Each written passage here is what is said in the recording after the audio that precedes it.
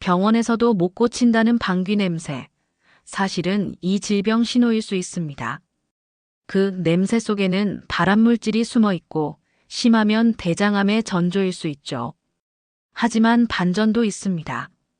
그 끔찍한 냄새 속에 암, 치매, 심장병까지 막아주는 놀라운 힘이 숨어 있다는 사실 들어보셨나요? 오늘 소개할 책은 서울대 의대 김나영 교수가 지은 제2의 뇌, 장혁명입니다. 짧고 굵게 용건만 간단히. 바쁜 세상에 길면 혼나니까요. 바로 시작하겠습니다. 본문. 방귀를 너무 많이 낍니다. 냄새도 역하고 독해요. 혹시 대장암 아닐까요? 라고 걱정하는 분들이 정말 많이 계십니다. 결론부터 말씀드리자면 방귀를 많이 낀다고 대장암은 아닙니다. 하지만 대장암 증상 중 잦은 방귀가 해당됩니다.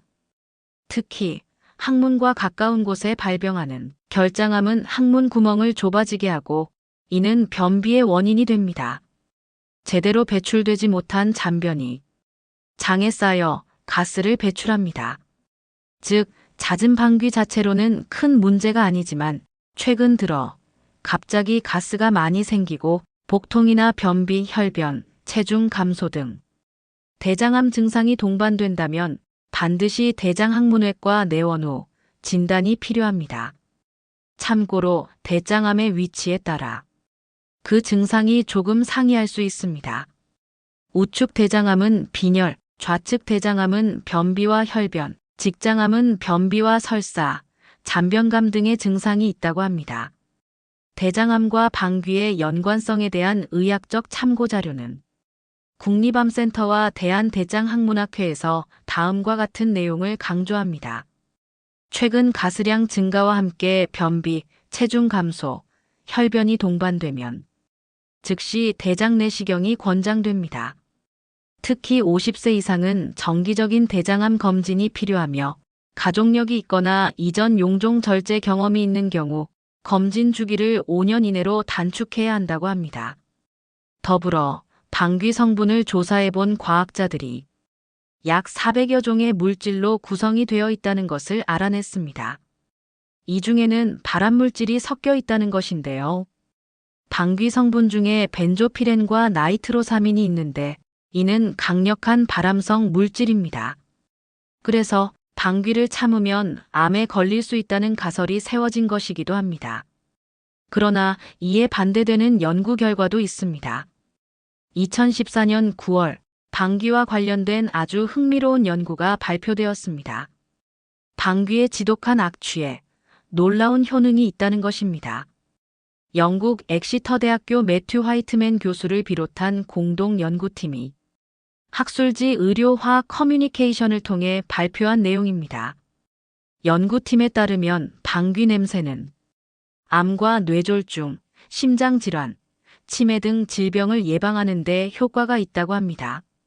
방귀 냄새의 근원 중 하나인 황화수소가 대량으로 흡입하게 되면 유독하지만 소량일 경우에는 체내의 세포를 보호하고 질병을 예방하는 작용을 한다는 것입니다. 황화수소가 혈액세포의 에너지 생성을 촉진하고 염증을 조절하는 미토콘드리아를 보호하기 때문인 것으로 나타났습니다. 만약 미토콘드리아가 손상된다면 세포는 사멸하게 되는 것입니다. 그래서 인간의 세포는 질병에 대해 스트레스를 느끼는 효소를 흡입하여 스스로 황화수소를 만들어내려고 합니다. 하지만 양이 극히 적기 때문에 연구팀은 황화수소의 생성을 도와주는 새로운 화합물인 AP39를 만들어냈다고 주장했습니다. 뇌졸중이나 심장마비, 당뇨병, 관절염, 치매 등 각종 질병 치료의 관건인 미토콘드리아의 손상을 예방하고 복구하는 데 도움이 된 것으로 나타났다고 합니다. 장내 세균이 만들어내는 가스의 정체. 사람들은 방귀 뀌는 것을 부끄러워하지만 세상에 방귀를 뀌지 않는 사람은 없습니다. 건강한 성인은 하루 평균 8회에서 15회가량 방귀를 뀌며 그 양은 평균 0.5리터에서 1리터라고 합니다. 이러한 방귀는 음식과 함께 들어온 공기와 장 속의 음식물이 발효되면서 생긴 기체가 혼합되어 항문으로 빠져나오는 것입니다. 방귀의 성분을 조사하면 장내 가스의 성분도 알아낼 수 있습니다.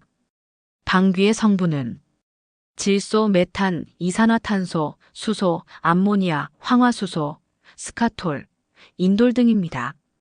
이때 암모니아나 황화수소, 스카톨 등의 성분이 많이 포함될수록 심한 악취가 나게 됩니다. 특히 황화수소의 함량이 많을 경우 조심해야 합니다. 이 물질은 인체에 매우 큰 독성을 나타내는 유독물 중 하나이기 때문입니다. 이런 유독한 물질이 배출되지 않고 장 속에 쌓일 때 장 건강은 물론 인체 전체에 악영향을 줄 수밖에 없습니다. 그렇다면 장내에서 이러한 가스를 만들어내는 과정은 어떻게 일어날까요? 물론 음식물이 분해되면서 생기는 부산물로 가스가 발생하게 됩니다. 육류나 유제품 등을 많이 섭취할 경우 지독한 냄새의 방귀가 나옵니다. 그 이유는 이 음식물에 포함된 단백질이 분해되면서 황화수소와 같은 독한 가스가 발생하기 때문입니다. 이와 같은 장내 가스 발생에 장내 세균들이 크게 기여합니다. 장내 세균들은 메탄이나 수소와 함께 냄새나는 가스를 매일 만들어냅니다. 무려 수소 24리터, 메탄 6리터를 생산한다고 알려져 있습니다. 이 정도의 양이라면 배가 터져 폭발해도 이상할 게 없습니다. 다행히 그런 일이 일어나지 않는 이유는 이러한 대부분의 가스를 비활성 물질로 전환하는 세균도 있기 때문입니다. 문제는 이러한 세균의 불균형이 생기면 그만큼 가스가 더 많이 차게 된다는 사실입니다. UC 버클리 학생들이 어떤 음식의 성분이 가스를 더 많이 발생시키는지 알아보는 연구를 했습니다. 그 결과 라피노스라는 당이 가스를 만드는 주범으로 밝혀졌습니다. 라피노스는 콩에 많이 들어있는 성분으로 사람에게는 이를 분해하는 효소가 없기 때문에 대장까지 이동하여 세균에 의해 발효되며 다량의 가스가 만들어지는 것입니다. UC 버클리 연구팀은 가스를 많이 유발하는 당분 성분으로 라피노스를 지목했으며 이 물질은 콩, 렌틸콩, 브로콜리, 양배추, 아티초크 등에 풍부하게 들어 있습니다. 라피노스는 인간의 장에서 소화효소로 분해되지 않기 때문에 대장까지 도달해 발효되며 수소, 이산화탄소, 메탄을 다량 생성합니다. 따라서 평소 방귀나 복부 팽만감이 심한 분들은 콩류나 십자화과 채소를 줄여보는 식단 실험이 권장됩니다. 장질환이 만병으로 이어지는 이유. 대부분의 질환이 장 건강과 관련 있습니다. 2018년 국민건강보험공단은 건강검진 통계연보를 발간했습니다. 이 내용을 보면 현재 우리나라 국민들의 건강 상태가 어느 정도인지 대략 짐작할 수 있습니다. 일반 건강검진을 받은 전체 국민 중 정상 A 판정을 받은 비율은 12.6%에 불과했습니다. 또한 경계에 해당하는 정상 B 판정을 받은 사람은 33.5%로 전체의 46.1%만이 정상 판정을 받은 것입니다. 나머지 질환 의심 판정을 받은 사람이 30.4%, 유질환자로 판정받은 사람이 23.5%였습니다. 전체 검진 대상자 중 53.9%가 질환이 의심되거나 질환에 시달리고 있다는 결과가 나온 것입니다. 더욱 우려되는 것은 5년 전과 비교할 때 정상 A, B 판정 비율은 0.4% 줄어들었고 유질환자는 5.1%나 증가했다는 사실입니다. 게다가 암 발생도 5년 전에 비해 위암은 8.6%, 대장암은 9.1%, 간암은 21.7%, 유방암은 6.5%, 자궁경부암은 7.9%나 증가했습니다.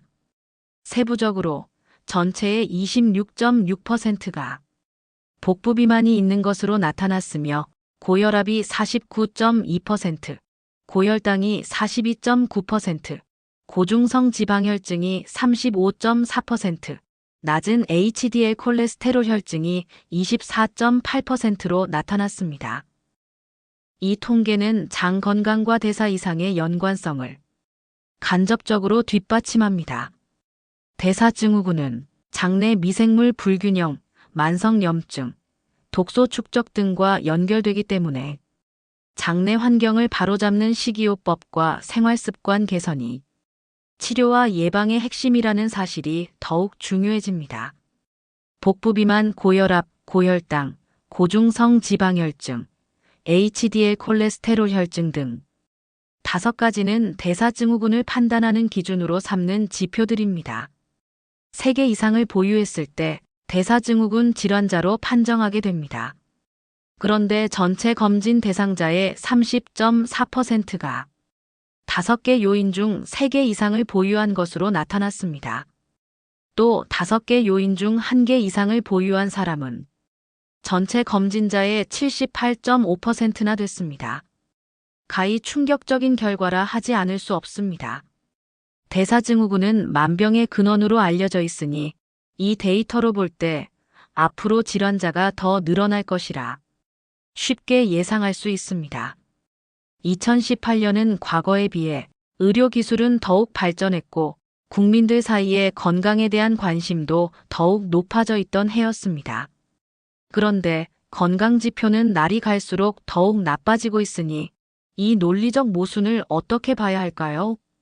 병원에서 몰려드는 환자들의 질환을 고쳤다면 환자가 줄어들어야 정상이고 국민들이 건강에 관심을 가지고 건강관리를 했다면 이 또한 질환자가 줄어들어야 정상인데 오히려 질환을 겪는 사람들이 늘어나고 있으니 이 논리적 모순을 어떻게 봐야 할까요? 대사증후군은 장기 기능 저하, 혈관 손상, 만성염증의 근원입니다. 이 상태가 지속되면 심장병, 뇌졸중, 당뇨, 암, 치매까지 연결됩니다. 이 5가지 지표는 각각 독립적 위험 요소이지만 함께 나타날 때 리스크는 배가 됩니다.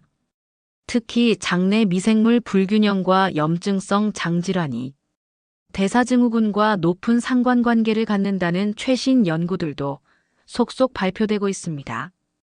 결국 장 건강 회복이 대사증후군을 근본적으로 해결하는 열쇠일 수 있습니다.